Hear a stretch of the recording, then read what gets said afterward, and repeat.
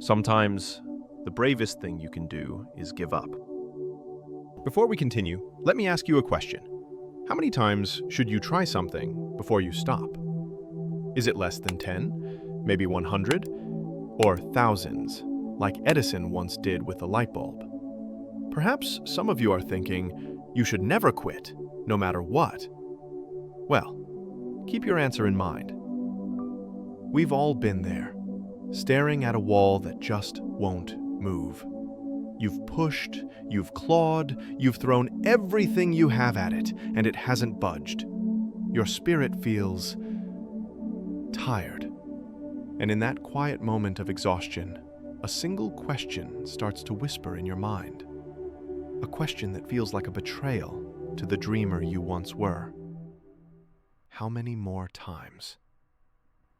How many more times should I try this before I just give up?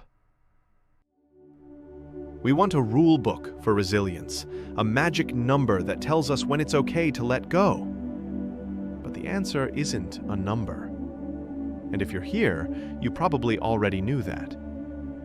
You're here to find a better framework for deciding when to persevere and when to pivot. So, if you're feeling worn out and close to quitting, stay with me. Because we're not going to find a number. We're going to find a new way to think. And it all starts with the first better question.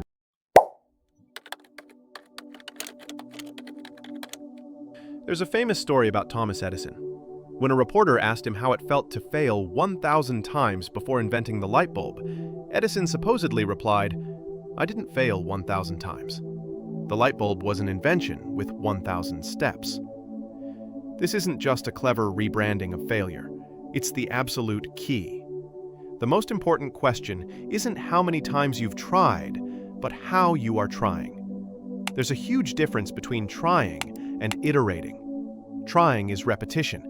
It's running into the same locked door over and over again, hoping that on the 100th try it will magically open. Iterating is adaptation. It's running into the locked door, stopping and saying, "Okay, the door is not the way."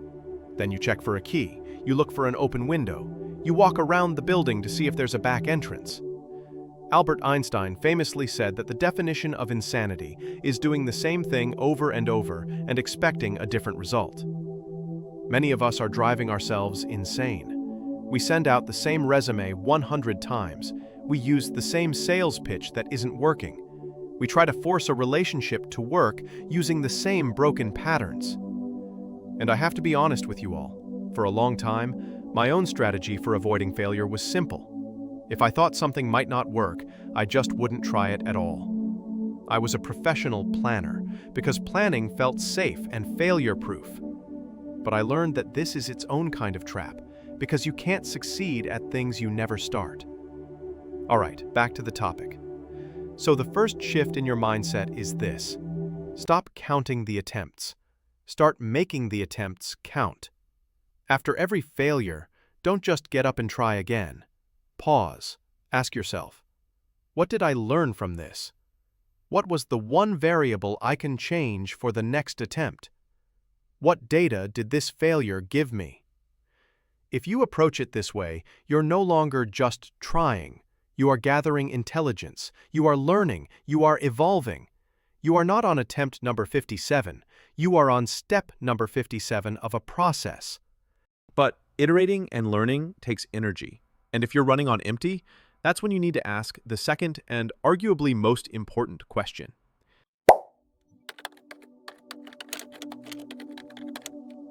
Why did you start this in the first place? Was it for the money? For the recognition? To prove someone wrong? Those are extrinsic motivators. They are powerful, but they have a short shelf life. They burn hot and fast, and they can easily leave you feeling empty. But if your why is something deeper, an intrinsic motivation, it becomes a near infinite source of fuel. An artist who has to create to feel sane.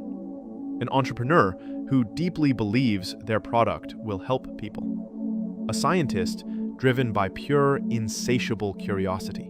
Consider the story of Abbas ibn Firnas, an inventor from the 9th century Andalusia.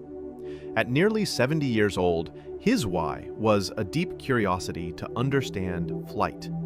He built a suit of wings and launched himself from a tower. For a moment, it worked. He glided through the air for a significant distance. But his landing was a painful failure. He crashed and badly injured his back. Yet in that failure, he found the critical lesson. He realized he had forgotten to build a tail to help him steer and to brake. His why, his passion for knowledge, was so strong that even a painful crash couldn't stop his pursuit. He didn't just fail, he gathered priceless data. When you feel like giving up, don't just look at your failing strategy. Look at your fading why. Reconnect with it. Write it down. Speak it out loud. Remind yourself of the original fire that started this whole journey. If that fire is still burning bright, it can light your way through the darkest of tunnels. If it's gone out, then you have your answer. And this leads us to our third and final question, the one that helps us understand the difference between giving up and making a smart choice.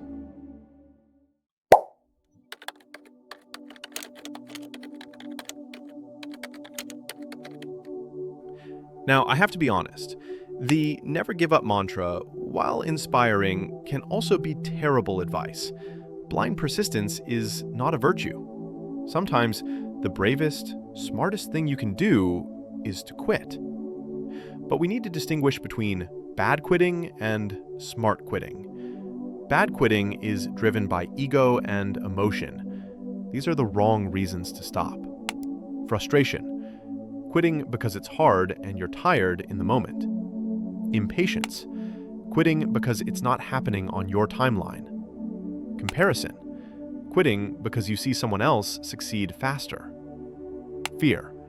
Quitting because you're afraid of what people will think if you fail one more time. Smart quitting, on the other hand, is a strategic decision. It's not giving up on the dream, it's giving up on a path that isn't working. This is the pivot. Here are some good reasons to pivot or stop. Your why has changed. You've grown as a person, and what you wanted a year ago is no longer what you want today. That's not failure, that's evolution. The cost is too high. The journey is destroying your mental health, your physical health, or your most important relationships. Is any goal truly worth that price? You've received clear feedback. You have iterated, you have adapted, and the market, the audience, or the universe has given you clear, undeniable data that this specific idea is not viable. You've found a better mountain to climb. A new opportunity has appeared that is more aligned with your why and offers a better path forward. Quitting a failing strategy is not weakness, it is wisdom. Quitting a dream that no longer serves you is not failure, it is freedom.